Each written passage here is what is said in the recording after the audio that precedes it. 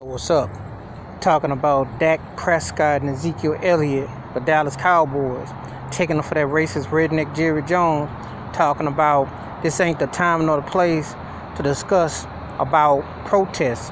And I'm thinking, well, Rosa Parks was tired going to work, but they protested. The marchers in Selma and everywhere else protested. Gotta get off the bus. You make changes on the job. You make changes to be heard. You can't walk around forever having a slave mindset. It is a plantation, NFL is.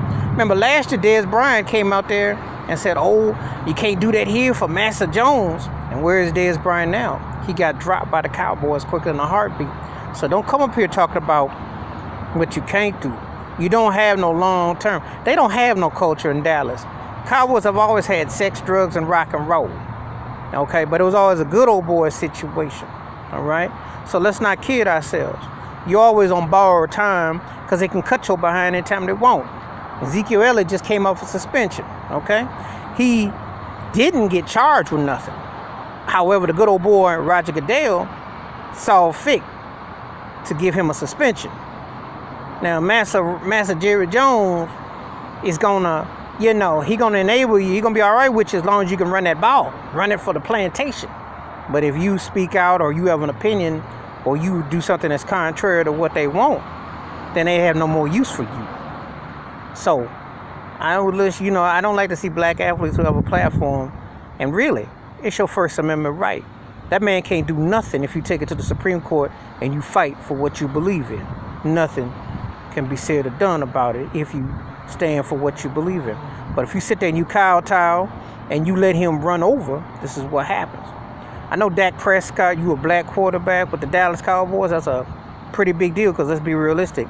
They not exactly light up the screen for giving brothers a chance to quarterback. Running backs, receivers, but being a quarterback on Dallas is almost like being like a black head coach or general manager, which they still have never had. But I'll digress about that.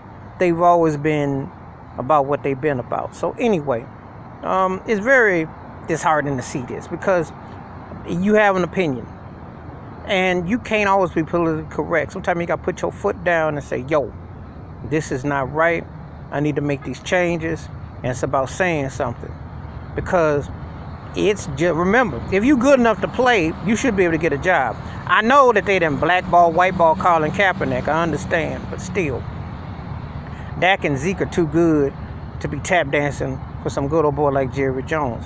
And believe me, it's better that you speak up and be heard. Better to have been freed than to have been seen as a slave or a pawn in the game.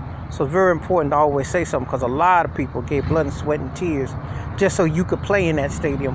And not everybody that supports these teams wants you to be turning the other cheek, especially when it's something that is just cause. Because when is the right time to speak out on the social issue? Every chance you get, you should let it be heard. Because every chance they get, they don't owe you nothing. They could turn on you as quick as they sign you. Remember that. You're just another number on that jersey, and you're just another Negro on that plantation until they find another one. Believe that. Later.